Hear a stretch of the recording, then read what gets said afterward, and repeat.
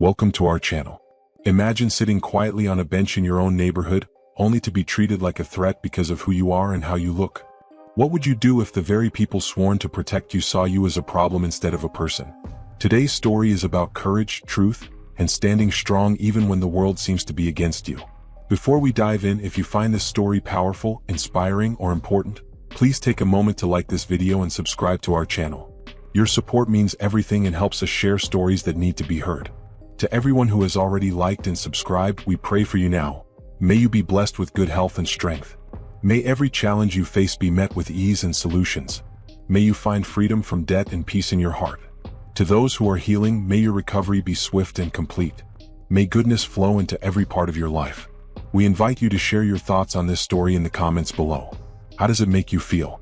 Have you experienced something similar? Your voice matters here, and together we can spark change. Now let's begin. It was a late spring morning in Chicago. The kind where the sun didn't just rise, it stretched out slowly, warming brick buildings and casting soft reflections in the glass towers above. In Hyde Park, the streets still held that early calm before traffic rushed in and the city's rhythm took over. Nia Coleman appreciated these hours. Her clinic wouldn't open for another 90 minutes, and her kids were already off to school. This time this walk was hers. Nia crossed Stony Island Avenue and entered Harold Washington Park, her sneakers pressing lightly against the paved path. Her hair was tied back loosely. She wore jeans, a light sweater, and carried a reusable coffee cup. Nothing unusual, nothing threatening. Just a woman sitting with her thoughts under the pale green shade of newly budded trees.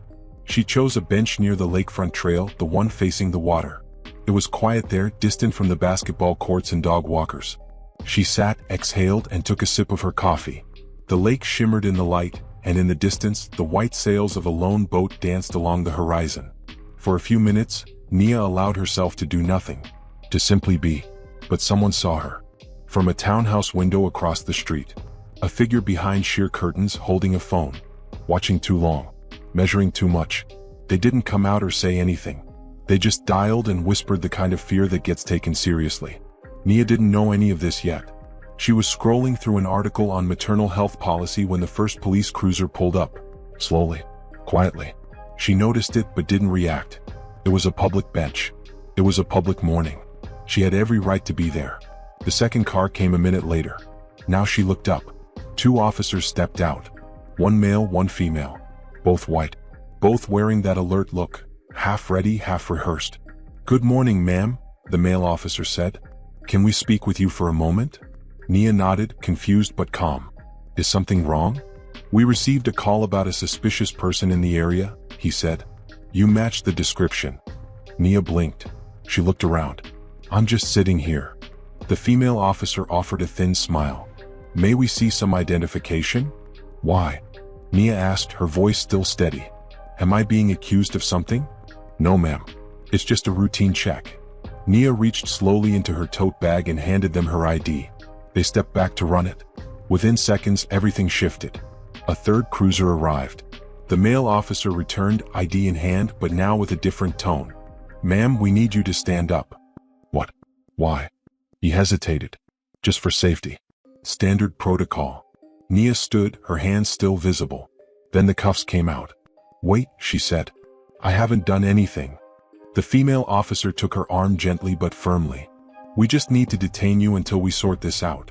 They turned her around. Click, click. The cold press of metal. Nia's heart raced, but she didn't yell. She didn't cry. She stood still, her hands behind her, eyes forward. Someone across the street had started filming. A teenager, maybe 16, with a phone camera held steady and wide-eyed disbelief etched into his face. "This is not happening," he whispered. But it was. The officers said nothing to the onlookers. They didn't explain.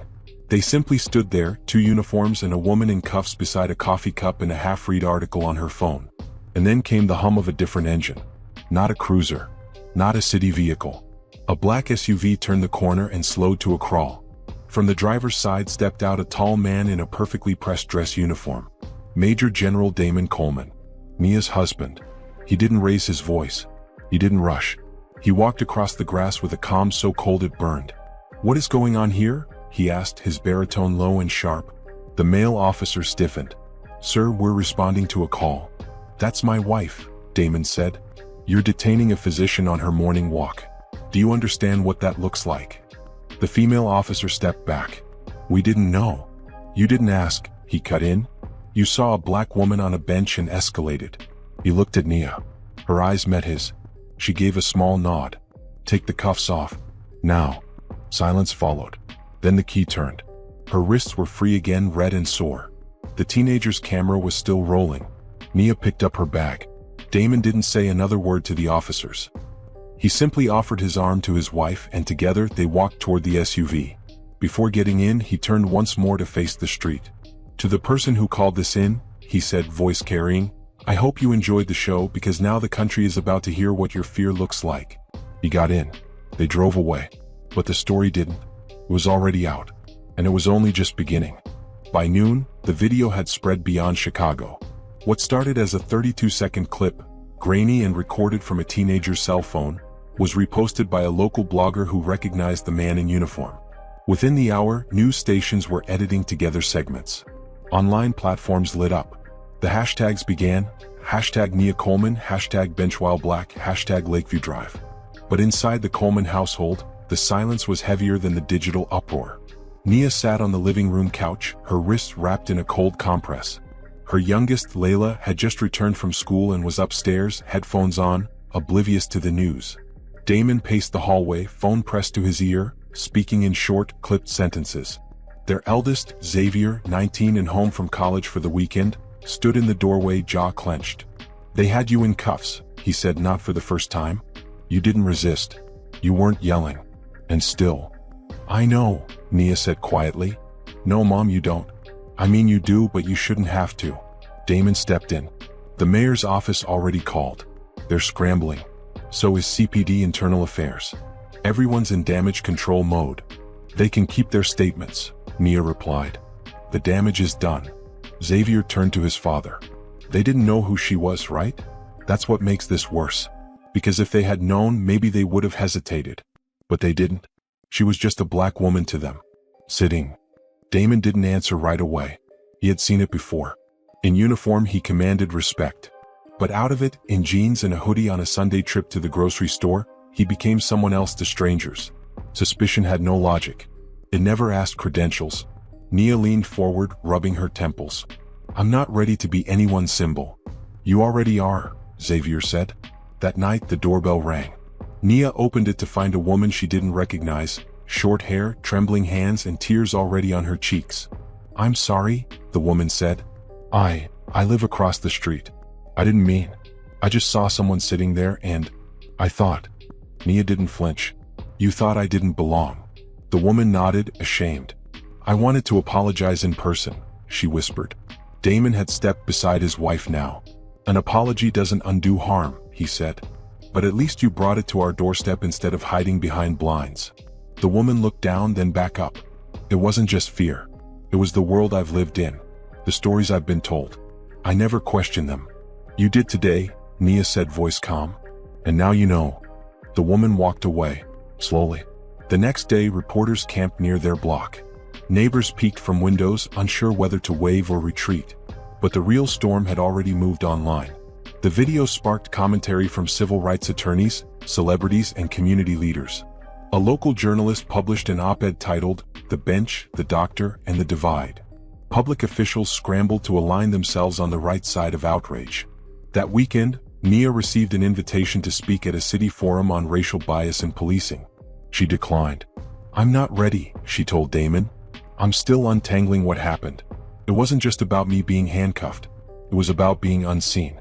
Misread. Erased. You don't owe them anything, he said. But I owe myself clarity, she replied. On Sunday she returned to the bench. Same sweater. Same cup. Same quiet stretch of morning sun. This time no cruisers came. But from a respectful distance, others appeared. A mother with her toddler. An older man reading a newspaper. A jogger who slowed and nodded. Nia sat. Not to reclaim anything, but because she never should have lost the space in the first place. And in the hush of that morning, Chicago breathed with her. By Monday morning, Nia Coleman's quiet return to the bench had become the next viral image. A local photojournalist, discreet and observant, had captured the moment without her noticing. The shot was simple. Nia seated on the bench, the same one where she'd been detained, sunlight brushing the side of her face, coffee cup in hand, nothing dramatic in her posture. Just presence. Just peace. The headline under the image read, "She sat again." This time the city watched. It was printed on the front page of the Chicago Tribune and shared by major networks. But what truly made it echo were the captions that flooded social media beneath the photo. People weren't just reposting. They were remembering, reflecting. "She's all of us," one woman wrote. "This is what reclaiming looks like," another posted. "She didn't need a mic, just a bench." That same day, the mayor of Chicago held a press conference in a tight blue suit and a tighter tone. He addressed the unfortunate events on Lakeview Drive and assured citizens that an investigation was underway. But the public wasn't soothed by politeness anymore. Outside City Hall, a group of nurses gathered in scrubs, holding signs that read, "Nia is us," and "Healthcare deserves humanity." Across the city, middle school teachers planned lessons on implicit bias using the now famous clip. In downtown, university students held a candlelight vigil. Not loud, not angry, just steady. Inside their home, Nia and Damon watched the coverage from the kitchen. She stirred her tea. He folded his arms. "I didn't plan this," she said. "You didn't have to," he answered. "It was already waiting. You just gave it a voice."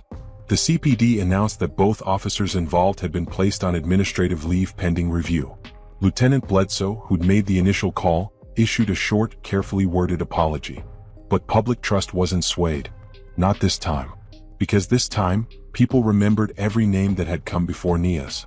Every person who hadn't had a general walk up behind them. Every quiet moment that exploded into trauma, not because of what was done, but because of what was assumed. Late that evening, Nia received a call from a woman in Atlanta. "I run a nonprofit that supports Black women in medicine," she said. "We've been following your story. We'd like you to speak at our conference this spring." Nia hesitated. "I'm not a speaker. I'm not polished like that." "You don't need polish," the woman said. "You need presence, and you've got that in spades." Nia smiled just slightly. "Let me think about it." After the call, Damon entered the room holding an envelope. "This came to the clinic," he said. Inside was a handwritten letter. "Dear Dr. Coleman, my name is Jasmine. I'm 16. I saw the video. I've never seen someone who looks like my mom stand so calm while the world spins around her. Thank you for sitting. I won't forget it." Nia read the letter twice, then tucked it into her journal. Not because she needed the reminder, but because stories like Jasmine's deserve to be carried forward. And quietly, almost without realizing it, Nia said yes to the conference. Because maybe she wasn't just sitting for herself anymore. Maybe she was sitting for every girl who'd be told she didn't belong, every woman overlooked, every moment dismissed. Maybe she was ready to stand even while seated. By Thursday, the momentum had swelled beyond Chicago's borders. Nia's bench, the literal one, had become something more. People were driving in from nearby suburbs to see it. Not out of spectacle but reverence. Someone left flowers. Someone else painted the words "We see you" in soft chalk beneath it, and no one dared to wash it away. Nia, meanwhile, kept her routines. She returned to the clinic every morning, greeted her staff with the same calm smile, checked charts, consulted patients. But now, each interaction held a longer pause. Eyes lingered. People whispered thank yous. A man stopped her near the elevators and simply nodded, a tremble in his chin. "You said what I couldn't," he murmured. She didn't need the words. She saw them in his eyes. At home, Damon adjusted too. The cameras hadn't left their street. Local news anchors waited like deer near the curb, hopeful for another soundbite. One afternoon, when Nia stepped outside to fetch the mail, a journalist called out, "Dr. Coleman, can we ask how you're feeling today?" She paused, then answered gently, "I'm still thinking." And that was all. The next day, she got a message from the dean of the University of Chicago's medical school. He invited her to deliver the keynote at their annual diversity symposium. She laughed softly reading it. "They think I'm a symbol now." "You are," Damon said, walking by with a plate of fruit. "But you're also a woman who sat on a bench and got cuffed for being still. Symbols don't ask to be created. The world just decides to use them." She wasn't sure she liked that. But she also wasn't sure she could turn it down. Not when the world had finally pulled up a chair to listen. On Saturday morning, Nia made a decision. She sat at her kitchen table again, same spot where she'd recorded her first video. This time she opened her laptop and typed. It was a letter, not to the press, not to the police, not to city leaders, but to the girl in her old neighborhood. The one who once watched her mother clutch her purse tighter when strangers passed. The one who studied harder than everyone else but was still called aggressive when she spoke with certainty. The one who didn't yet know how quiet power could be. "Dear younger me," she wrote, "you will be told you don't fit. You will be followed, doubted, labeled. But you will sit down in the right place at the right time, and the world will finally have to see you. So when it happens, don't shrink. Sit tall, sit still, and let them make noise. You don't need to. The truth is already loud." She signed it and clicked post. The message spread faster than her first video. Teenagers reshared it with the caption, "Dear me." Teachers printed it and posted it on classroom doors.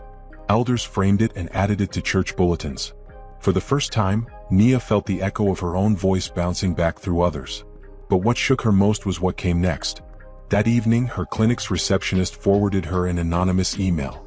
It included a short, shaky clip of a suburban backyard. Wind rustled faintly in the background. A woman's voice trembled behind the lens. "I'm the one who called the police," the woman said. "I didn't speak to her. I saw her sitting and I assumed. I don't even know what I assumed. I'm not proud of it. I'm not a racist, but that doesn't excuse what I did. I'm sorry. Truly." Nia stared at the screen, silent. She didn't cry.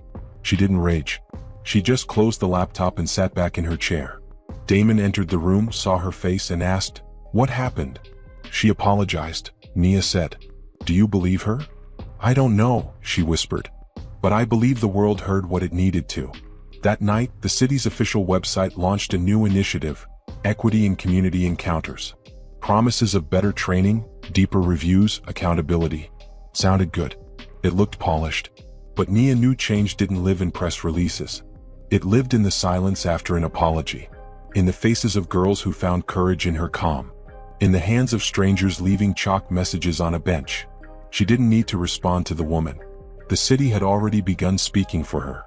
The following week, Chicago's chill crept in through the lakefront, a kind of stubborn grayness that coated the city like smoke. Nia zipped her coat all the way up to her chin, glancing down Lakeview Drive as she approached the bench once again. This time, she wasn't alone. She walked with Maya Jenkins, a bright-eyed pre-med student from Bronzeville who had emailed her the night before. Maya's message had been short, just 3 sentences. "You don't know me, but I'm trying to be someone like you. Can I walk with you sometime? Just walk." Nia had replied with a simple yes. Now, as the two of them strolled past shuttered shops and leaf-littered sidewalks, Nia noticed how Maya's steps changed. At first they were fast, a little nervous, then steadier, like her bones were adjusting to the moment. "Everyone's been telling me to stay quiet lately," Maya said, eyes fixed ahead, "that I need to watch how I come off. Be polite. Be agreeable. But I don't think I want to be agreeable anymore." Nia smiled gently. "Politeness won't save you. Being agreeable won't protect you. But being still, knowing your ground, that's power."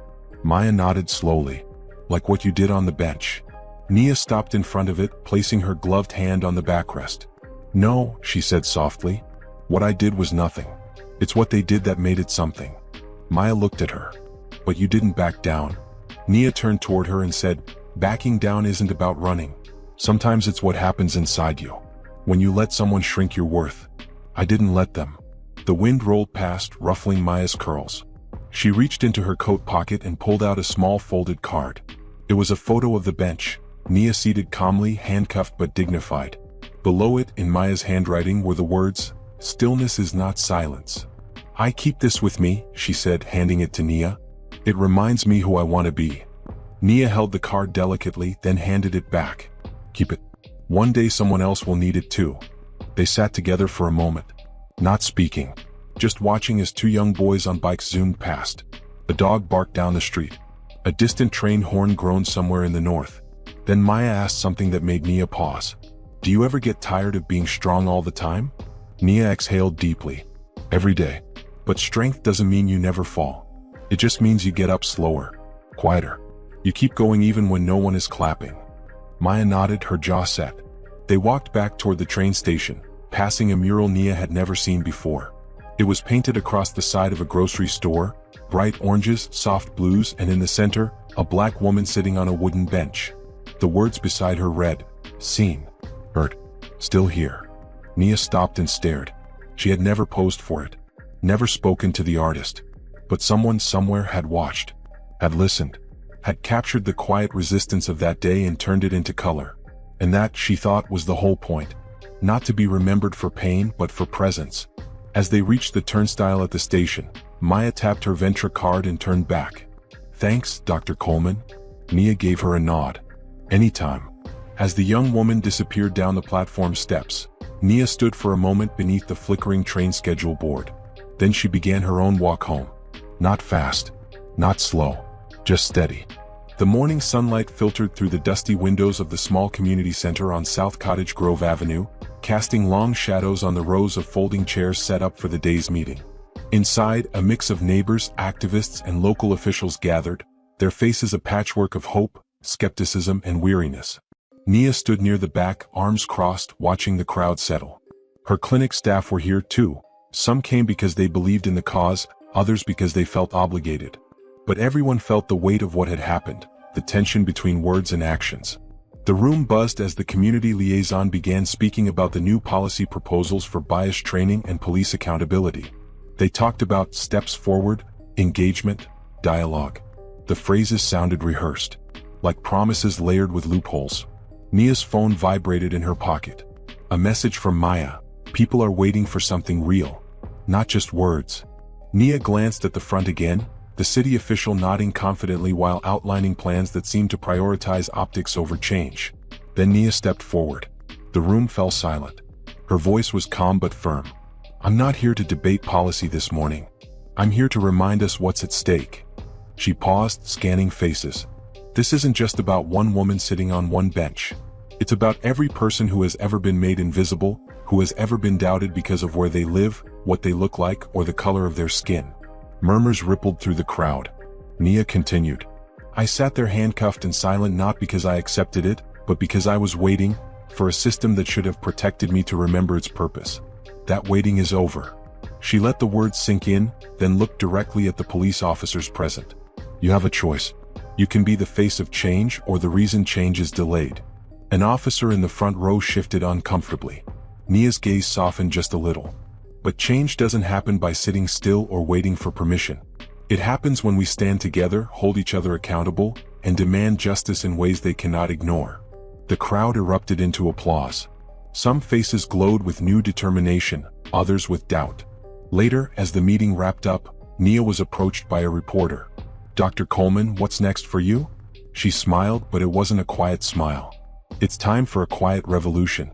Not the kind that shouts, but the kind that keeps moving forward, even when the world tries to make you small." Outside, the streets of Chicago thrummed with life. People rushing to work, kids chasing after ice cream trucks, the distant wail of sirens. But beneath the noise, something else was growing. A steady rhythm. The pulse of a city waking up. Nia stepped back into the daylight, feeling the weight of what she carried, and the strength in what lay ahead. The air was thick with humidity as twilight settled over the city's skyline, casting long shadows across the cracked sidewalks of the neighborhood where Nia and Marcus lived. Streetlights flickered on, their orange glow blending with the last golden rays of sun slipping behind towering buildings. The city's heartbeat was steady and relentless, like the resolve growing in Nia's chest. Inside their modest apartment, the television played softly in the background. News anchors recapped the day's events. Protests in other neighborhoods, heated debates at City Hall, and of course, the viral video that had become a symbol far beyond its moment. Nia sat at the kitchen table, hands wrapped around a warm mug, her eyes reflecting the flicker of the screen. Marcus stood by the window, arms folded, watching the street below where people gathered in small groups, their voices low but insistent. "It's changing," Marcus said finally, breaking the silence. Nia nodded, but her expression was serious. "It has to. Not just for us, but for everyone who's ever been told they don't belong." The phone rang, cutting through the quiet. It was a call from the city's community liaison. An invitation to a private meeting with the mayor and police chief, the same officials who had sent letters filled with promises but little action. Marcus shook his head. "We don't need another talk. We need action." Nia smiled softly, admiring his fierce protectiveness. "I agree. But sometimes we have to meet them where they are before we can push them where we want to go." Later that evening, the front lawn of their building became an impromptu gathering spot.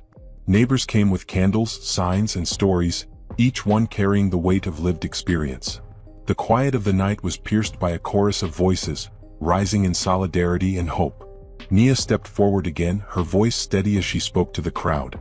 This is about more than me or Marcus. It's about dignity, respect, and the right to simply exist without fear or suspicion. As the crowd listened, the truth in her words cut through the noise of cynicism and apathy. People shared their own encounters with prejudice and injustice, weaving a tapestry of resilience. Across town, the police chief sat alone, watching the live stream. The events unfolding were no longer a story in the news, they were a call to reckon with the past and decide the future. Back on the lawn, Marcus took Nia's hand. "We're not just sitting anymore," he said quietly. "We're standing. And when we stand together, we can't be ignored." Nia squeezed his hand, feeling the strength of that promise ripple through her. The night deepened, but the glow of hope burned brighter than ever. Here are 7 moral lessons drawn from this story. 1. Courage to stand up against injustice. The story shows the power of standing firm even when faced with unfair treatment. Nia did not run or plead. She sat calmly despite being wrongfully detained. Her courage, combined with Marcus's calm but commanding presence, highlights that bravery isn't always loud. It can be quiet, steady, and dignified.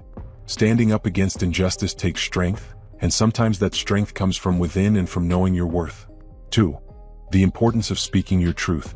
When Nia shared her story in her own words, without filters or intermediaries, her message resonated far beyond the incident itself. Speaking truth is a powerful way to reclaim your narrative and challenge assumptions. It reminds us that our voices matter, especially when telling our experiences honestly. Silence can be misunderstood as acceptance, but speaking out can spark change and encourage others to do the same. 3. The impact of visibility and witnessing. The viral video changed the course of the incident because it made the unseen visible. This teaches us about the importance of bearing witness, documenting and sharing stories so that abuses of power cannot be ignored. Visibility can be a tool of justice, but it also points to the problem that such acts often go unchallenged when hidden. This calls us to be mindful and active witnesses in our communities. 4. Power should not define justice. Marcus's rank and uniform protected Nia in a way many others might not be protected. This highlights a painful reality. Respect and fair treatment are often unevenly distributed based on power or status. The moral lesson here is that justice should not depend on who you know or what you represent but should be a universal right. We must work towards systems where dignity is not a privilege but a baseline. 5. Change requires more than words. The story ends with calls for policy reform and community action, but also a skepticism born from years of empty promises. This teaches that real change requires sustained effort, accountability, and action beyond statements. It's a reminder that institutions must do the hard work of training, reviewing, and reforming culture, not just managing public relations. 6. Community solidarity strengthens resistance. Throughout the story, the support from neighbors, colleagues, and strangers creates a ripple effect of empowerment. This shows the importance of solidarity. When individuals come together to share their stories, support each other, and demand justice, they create a force that can't be ignored. The lesson is that collective action strengthens individual voices and can bring about social progress. 7. Respect begins with how we see others. The root of the problem was a fearful assumption made by a stranger, leading to a police encounter rooted in bias. Nia's reflection that she was seen not as a person but as a problem teaches us that respect begins in perception. To create a just society, we must challenge our biases and see each other fully, as neighbors, parents, workers, and human beings deserving dignity. These lessons remind us that courage, truth, visibility, equity, action, solidarity, and respect are cornerstones for confronting injustice and building a better community. The story invites us all to reflect on how we contribute to change, whether by standing firm, speaking out, or simply seeing others with empathy. Disclaimer: this story is entirely fictional and created for the purpose of sharing moral lessons, motivation, inspiration, and thoughtful reflection. Any resemblance to real persons, places, or events is purely coincidental. The intention is to encourage understanding and positive change through storytelling. Thank you so much for watching and listening to this story. I hope it touched your heart and sparked some meaningful thoughts about respect, courage, and standing up for what is right. If this story inspired you or made you think, please consider liking the video and subscribing to the channel for more stories that motivate and uplift. Don't forget to check out the other videos on this channel. There are many more stories waiting to be discovered. Your support means the world, and I look forward to sharing the next story with you soon. Until then, take care and stay strong.